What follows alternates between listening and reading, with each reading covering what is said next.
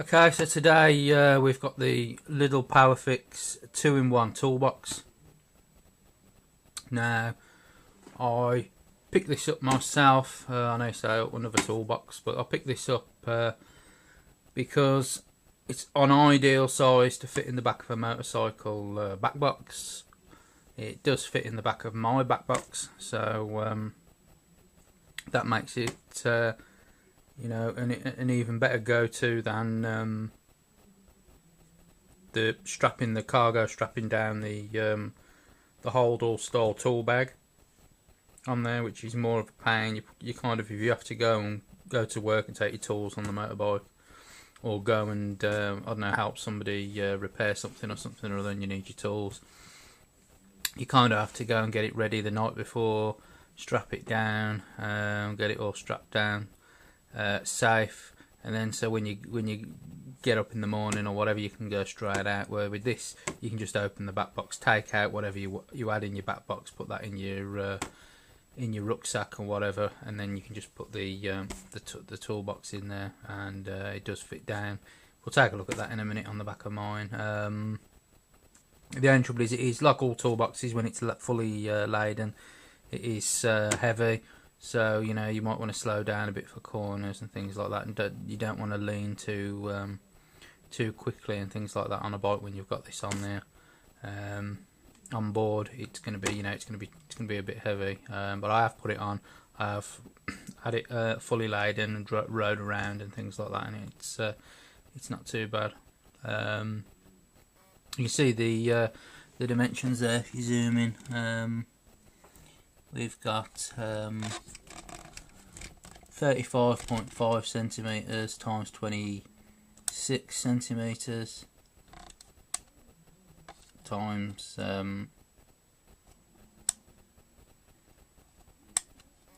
times 20.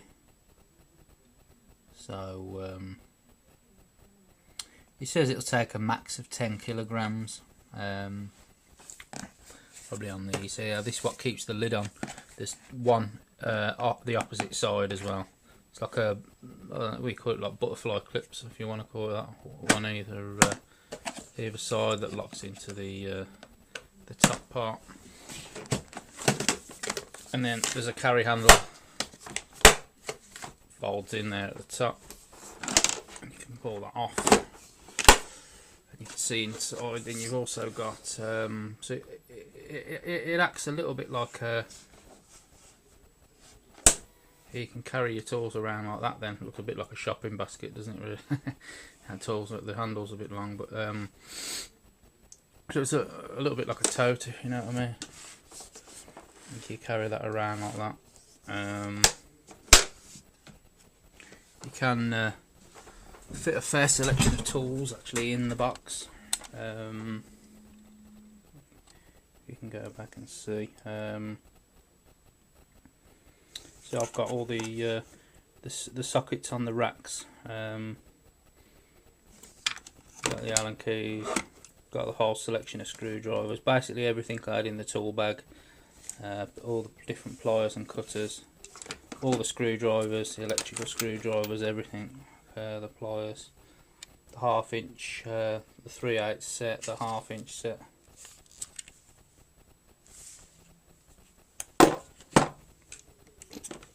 The 1/2 inch set, the 1/4 inch box set in the green, all in the bottom, the long deep sockets. It's all in there.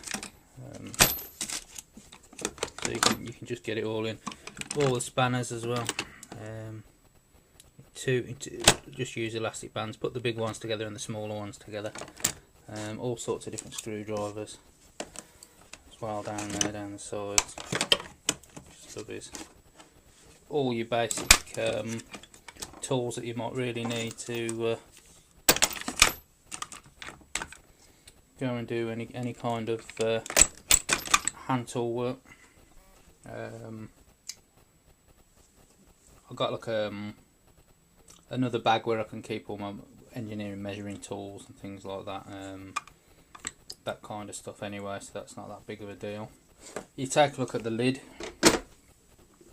You see you got two compartments on the top with a plastic top. Now this is also a Powerfix stubby ratcheting screwdriver that I picked up. We'll probably take a look at it another time. I've got that in there for the minute. All sorts of that clicks down, locks into place. There's no lock though, no place to put a padlock. I don't know, you might be able to drill a hole through from one to the next, I suppose, and put one on if you wanted to do that. Exactly the same the other side, except one's, see, I'll put all the screwdriver bits and things like that in there. Some ear plugs for the machinery. But you take a look on the opposite side, you can see the depth there. But when it comes to fitting the tools in the actual box and then fitting the lid on, although it's designed to fit either way, you might see it doesn't want to fit on that way. You might need to swap it around the other way. That's just the one issue I have with it. Of course, like I said before, they're held down with these clips either side, so that's where it's going to take the load all on there when it's clipped down properly. So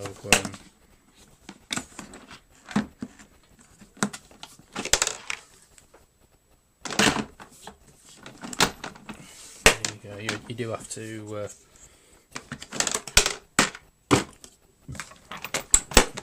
do have to mooch it around a bit to make sure you can get the top half to sit down. Now, you can't fill it right to the top either, as you can see there.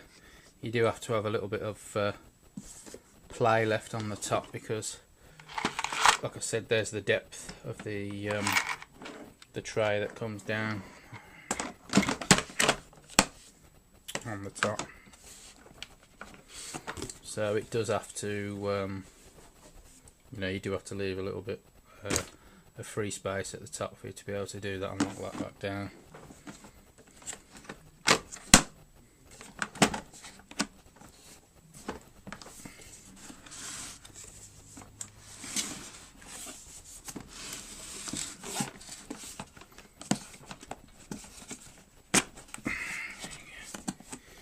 You might have to give it a bit of force to lock it down as well.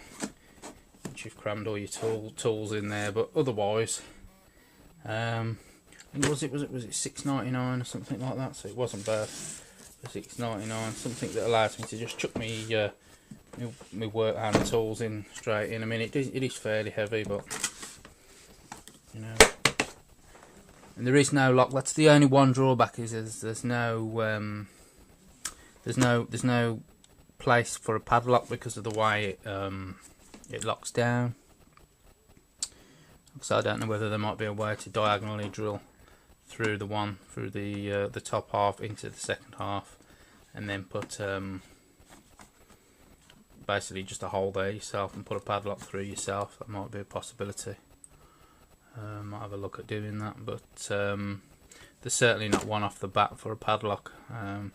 Which, going to work, where in the past I've had tools stolen, it is one aspect that you know, I just have to keep an eye on it really, and probably end up taking it with me to the canteen and wherever I go when I'm not working. If you know, a lot of the time you can trust the people you work with, but if it's a place that's full of agency staff and people that you don't really know, and you've only been there as well, if you've only been there for 5 minutes, or you're agency staff yourself,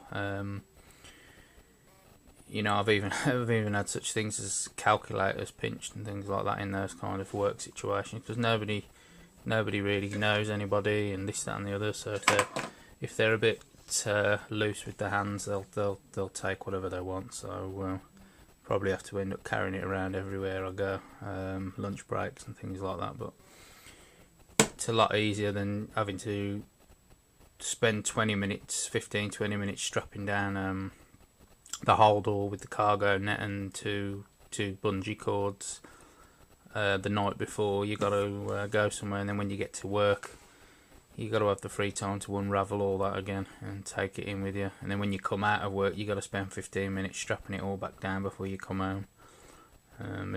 If the traffic's not brilliant and you're running late, you've only got about 5 minutes to clock in. You can't be spending 8 to 10 minutes trying to strip the thing down to get your tools off to go into work. So just to be able to throw that into the back of the back box, which I said we'll take a look at now, is a lifesaver. But I mean, just as a regular toolbox around your house, just to put down on the floor in your garage or your shed or whatever, you know, it's for $6.99. It's not bad. You know, you can get most of your tools in there if you're just a regular Joe likes to mess around with your bike or your kids' bikes, or change the odd battery or something on your car once in a blue moon, or repair your garden tools and things like that. You can fill it with the basic tools that you probably need. It probably do you all right, to be fair. Again, a decent tradesman's toolbox as well if you're a plasterer or a builder, or you know, double glazing or whatever you're doing. But again, there's no padlock, so if you're on a building site with a lot of workers coming on and off the job that you don't really know and you trust to be around, then that's probably not a good idea leaving it around with no lock. You might want to put it back in your truck or whatever before you go off for your brakes again. But otherwise, it's for $6.99. It's decent enough. It says it's made in Italy on there, so you can see that, made in Italy there. But, yeah, again, it seems to be Lidl seems to be doing a lot of the hand tool stuff and things like that at the minute. Aldi's hasn't had much in that regard as hand tools. I had a few power tools that I didn't really particularly need. I've either already got it, or it was for the same price. I could have probably gone and got one from B&Q, a branded one from B&Q for around the same price. I probably didn't pick it up for that. But at the minute, Lidl seems to have most of the hand tools or the power tool stuff. Like I say, I'll pick this up as well because I haven't really got. I've got a regular size ratchet bit driver, but this one was smaller. Take a look at that another time.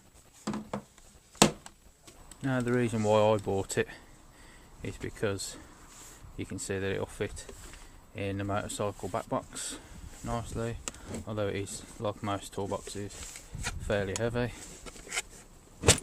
so you do have to be careful. If you go over to any bumps too hard, you might be likely to pull the whole back box off with it because of the weight, so you have to be very careful.